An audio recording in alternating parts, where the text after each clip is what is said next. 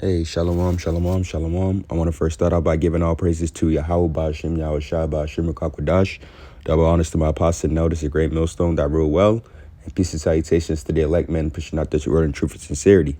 This is the brother Yakanan from the DC Church. And the topic I wanted to touch on today, and it really just has to do with setting your expectations, on the Lord, and not setting your expectations and not having certain expectations or putting your setting your heart upon things that happen your way in this world, because nothing is promised but the kingdom, and that's one thing that we always have to keep in mind. Nothing is really promised to us in this world, you know the only thing the Lord actually promised us in this world is that we would that is that we would be able to eat, that we would be able to sustain our bodies enough to give him praise.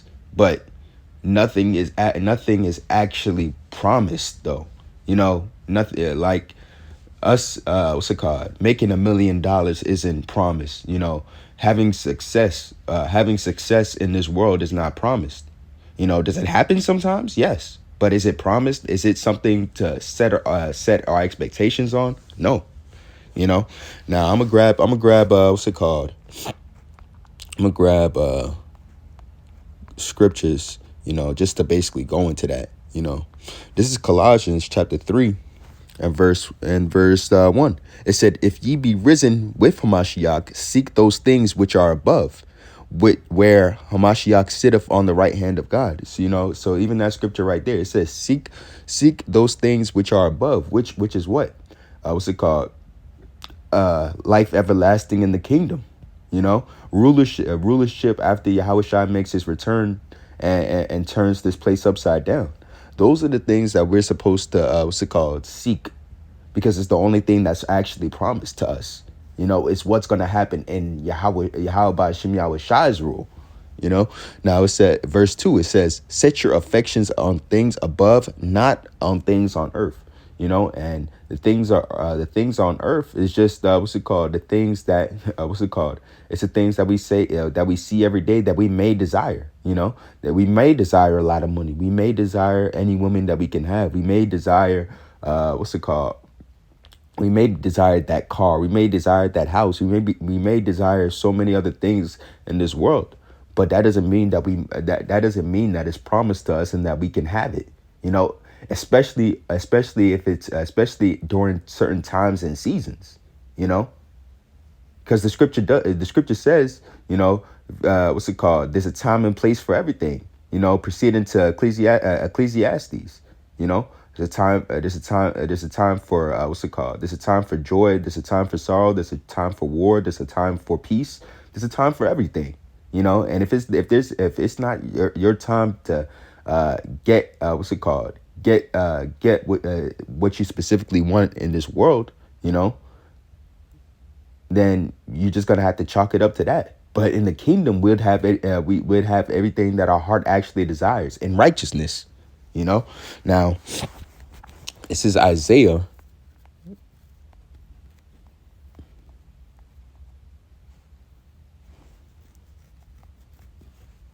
chapter 40 and verse 31.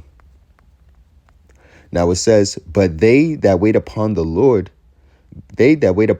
shall renew their strength.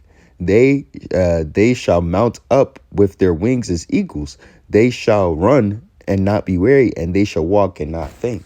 I'm gonna call that back again. This is Isaiah chapter 40, verse 31. It says, "But they that wait upon the Lord shall renew their strength." They that wait upon the Lord, and that's the only thing that we're really supposed to set on our expectations for is the Lord. Having an expectation is having patience. When you have expectations, you have patience for the things that you set your heart that you set your heart upon to happen. When you have certain expectation. And actually, let me see if there's any word any meaning in that word expectation. Let me see. Let's get that word expectation. Yep. This is what's it called? This is expectation in the Edom Online Dictionary. It says state or condition of waiting or awaiting with confident anticipation. You know, and that word expectation sounds a whole lot like another word, right? It sounds like faith. You know, because what's it called? Having an expectation, it doesn't mean that what's it called? It doesn't mean that it's down to a science to where it's supposed to happen. You know, having an expectation means that you have faith it's going to happen. You know, you have faith it's going to happen. You know, confident anticipation. You know, and we have confident anticipation that Yahweh Shai is going to make his return in our lifetime. You know, that's faith.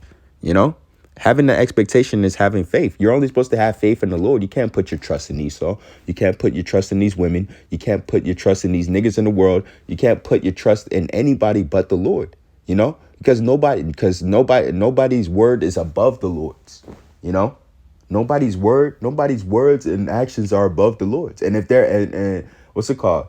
And if their actions match their words, it's because the Lord allowed it, you know, it's only because the Lord allowed it.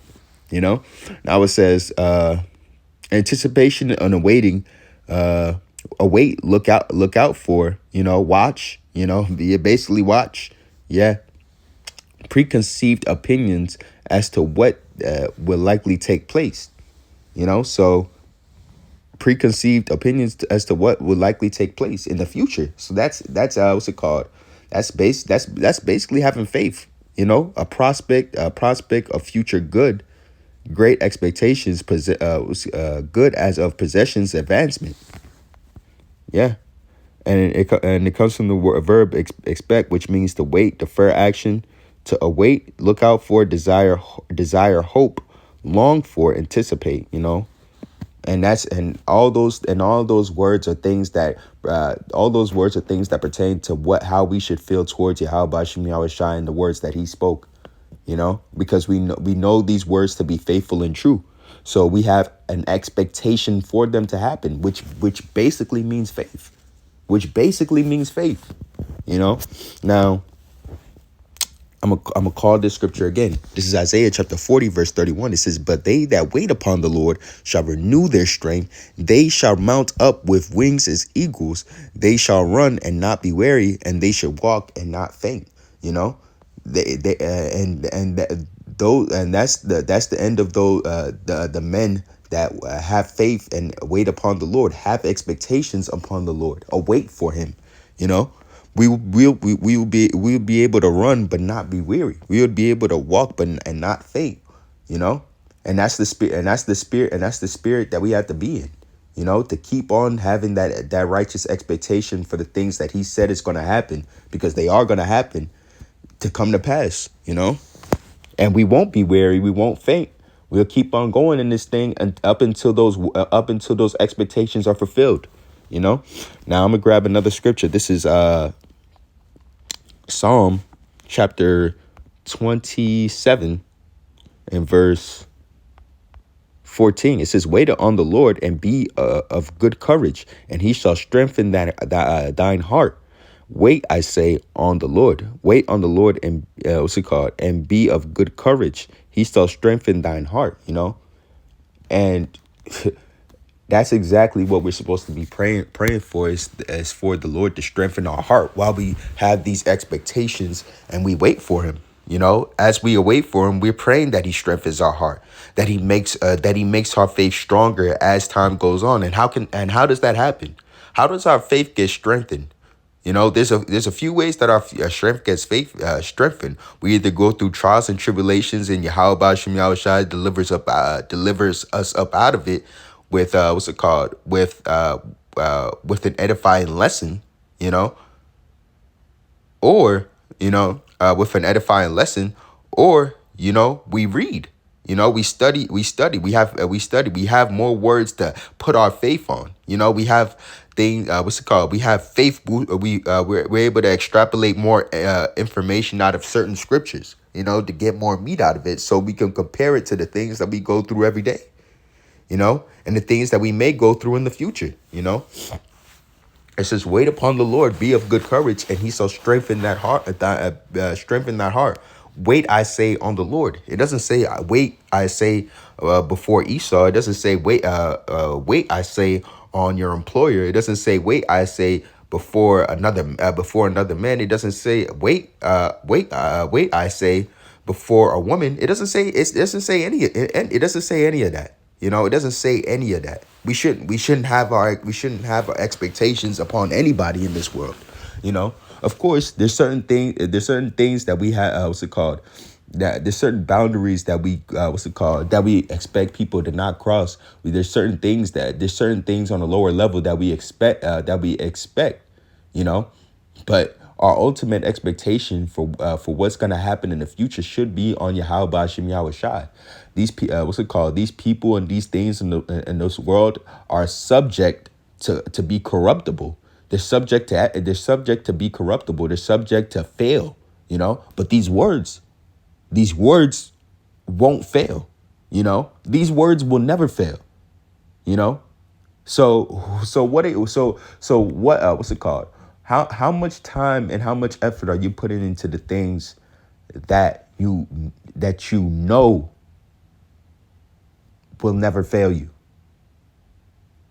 opposed to the things that will fail, that will and could fail you in the future. Just food for thought. Now it says, let me call it again. It says, "Wait on the Lord, be of good courage, and He shall strengthen that heart." Wait, I say, upon the Lord. That's the only thing. That's the only man. That's the only man that we should really be waiting for. It's upon Yahweh Bashim Yahweh Shai, and what's it called? And through Him, through that waiting, we'll get the promises that He spoke of aforetime. Now I'm gonna grab another scripture. This is Psalm chapter 37. In verse 34, it says, "Wait on the Lord and keep His way, and He shall exalt thee to inherit the land. When the wicked are cut off, thou shalt see it." It says, "Wait on the Lord and keep His way." And what is His way? His way is the law, statutes, and commandments. These are the things. These are the ways that He wants us to keep, to the best of our ability around this grace period. And He shall exalt thee and to inherit the land. And the land is the kingdom. When the wicked are cut off, and thou shalt see it. When the wicked are cut off, when Esau and the 2/3 of our people, when Esau, the other nations, and 2/3 are cut off, and die, and everyone that doesn't believe on Yahweh Bashim Yahweh Shai are cut off and die. That's when we know. That's what's it called? That's when. What's it called? And we're in our land. That's how we know that we that we set our expectation on the right power. We set our faith upon the right power.